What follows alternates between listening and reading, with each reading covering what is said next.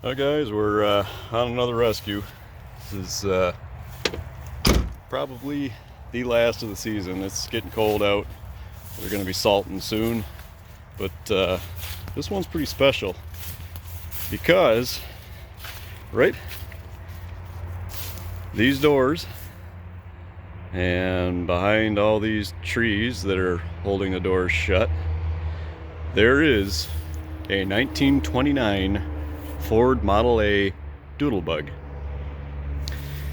And you may be asking yourself, well, how would he know that there's a 29 Model A behind those doors if there's all these trees holding the doors shut? Well, truth be told, I put that Model A there a long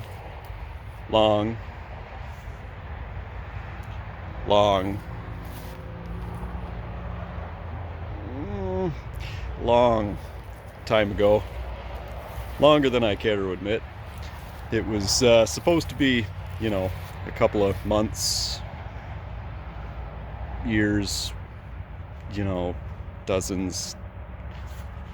We're not going to talk about it. The important thing is that we're going to get it out of here, and I've got another engine for it, and the goal is to get this thing out and try to make it function and take it to some events. So let's start doing some tree work, because I think this is going to take some time.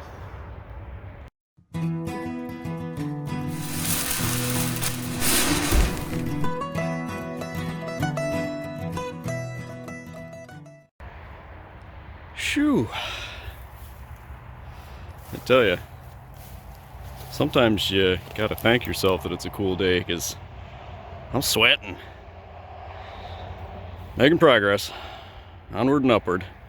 Not done yet. Alright guys, we are in just barely, and I need to sharpen the chain, so this is as good as it's gonna get for now. But here it is, 1929 Ford Model A DOODLEBUG. And you may also be asking yourself, what the heck is a doodlebug? Well, essentially, these stemmed from the wartime era, some Depression era as well, but primarily this was from a time when people were a lot more self-reliant, resilient, resourceful, a lot of ingenuity during that time, and essentially they took their old cars and trucks and converted them into tractors to do either field work or yard work or what have you. This one in particular, obviously, like I said, is a 29 Ford Model A, and it has a Ford double T worm-driven truck rear in it, which will bring your gear ratio way down. Transmission is out of it right now. It had a Model A 4-speed transmission in it. It's sitting over here. I had taken this apart when I was a teenager, and we had gotten some really bad storms, small tornadoes and what have you, and we lost a lot of trees. There was a lot of yard work that had to be done, so this got put down here for storage temporarily. And a whole lot of years later, we're going to try to drag it out and see if we can do something with it. This has the oak spoked rear wheels, which I think are absolutely awesome, but unfortunately this side is pretty well shot, and I don't know that I'm going to be able to do anything with this. So my short-term plan is to take these wheels off and replace them with just TT truck wheels for now. I will probably swap the engine out with another one that I have just to get it running, and then we'll dissect this engine and see if it's salvageable. Yeah, there it is. Real interesting piece of history from a really interesting era. They call it the greatest generation, but you know, people then survived, and they created a lot of really interesting things and did a lot of really cool stuff that we kind of take for granted today. So this is a good tribute to that era, and it is authentic. This isn't, you know, a later built one. This is a legitimate Doodlebug from that era. So anywho, we got a real tight squeeze here, so we're gonna clean up more of that wood so I can move around a bit and see if we can back the trailer right up to the door, pull some winch cable, and hopefully we can suck this thing up onto the trailer without a whole ordeal. We shall see. It's gonna have to be a money shot right there.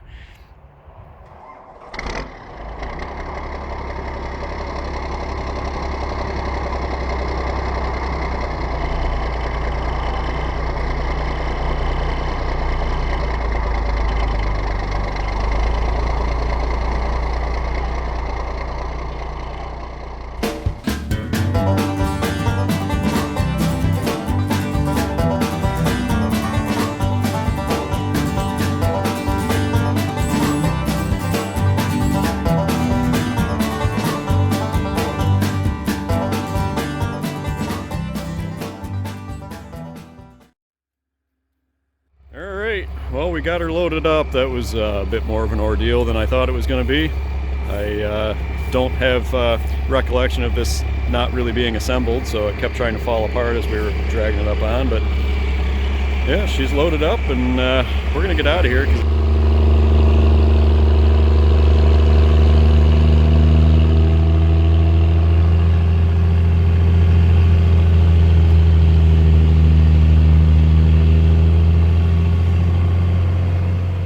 I tell you what, guys, having that 709 rotary cutter on the back is an unparalleled counterweight. Without it, yeah, we got a little bit of a problem. So hopefully these center blocks are enough to get me out of here. Aired up the front tires a bit too. Let's give this another shot. Well, now that we've made a fine mess, we had to declare defeat and put the 709 back on. So hopefully we can get out of here now.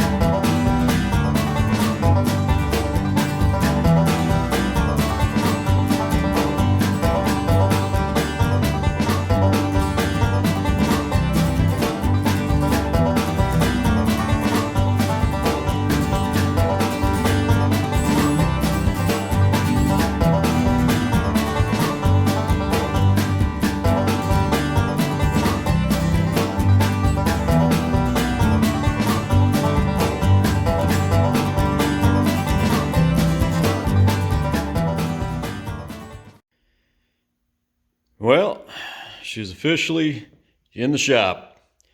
1929 Ford Model A Doodlebug.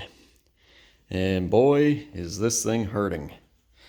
You know, they say that there are, you know, some things that just aren't salvageable and should probably go to the scrapyard and, you know, well, we're here to give you hope. Or, I don't know, maybe I'm just an idiot. But we are certainly going to try to do something fun with this thing, and we're going to document the whole thing, whether we succeed or fail. So you guys are going to come right along on the ride. We got a lot of work ahead of us. First and foremost is just to basically start tearing it down and getting everything apart, because absolutely nothing moves on this. Wheels don't roll, doesn't steer, doesn't do anything. It's petrified. So there's going to be probably a lot of time out here with a smoke wrench and some patience, and try to get her torn down and then start building it back up again into something fun. Several days later. So with any project that's this massive, picking the first thing to tackle is, of course, sometimes a daunting task. We're going to have to get the frame up off the front suspension in order to correct the front suspension, amongst everything else, but obviously the front axle is not where it's supposed to be. So that moves us up to the fact that there is a several hundred-pound weight sitting there that we are not intending to use. So I think the first order of business is going to be to get the engine out of this thing. Before we do that, we are going to need the water pump off it, because the other engine that I have that is supposedly good, the water pump is not only broken, but it also has a two-blade fan on it. And the two-blade fans have a bit of a reputation for spontaneously disassembling at a given RPM, which then turns the fan blade into a deadly projectile. Not favorable. This has got the good later 4-blade fan on it, so we're going to run this water pump and fan, maybe. See, there's that optimism. And the other thing that we're going to need is this foot throttle, and this is the little linkage here that hooks up to the hand throttle so you can set the throttle position, but we're going to need this, and of course everything's all locked up, so we're going to pop these 2 bolts off and get that foot throttle off, and we're going to pop these 4 nuts off. Maybe the whole stud will come out, I don't know. We're going to pull the water pump off it. How's that? And then we will try to get the bolts out of the transmission bell housing, adapter housing back there out, and we should be able to lift the motor right out. So let's get going.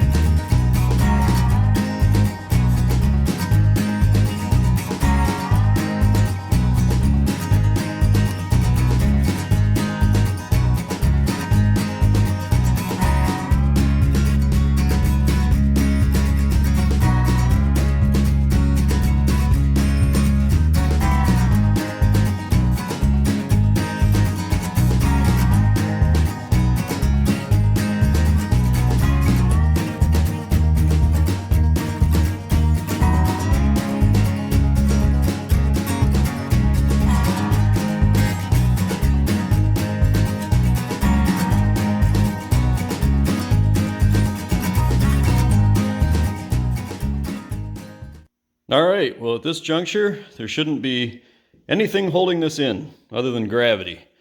And I'm a little mind blown at how easily these bolts are coming out. It's not always as easy. Like I said, I really anticipated this requiring a lot of use of the smoke wrench or the torches, but so far so good, knock on wood. So I guess we'll grab cherry picker and unfold it and see if we can yank this engine out.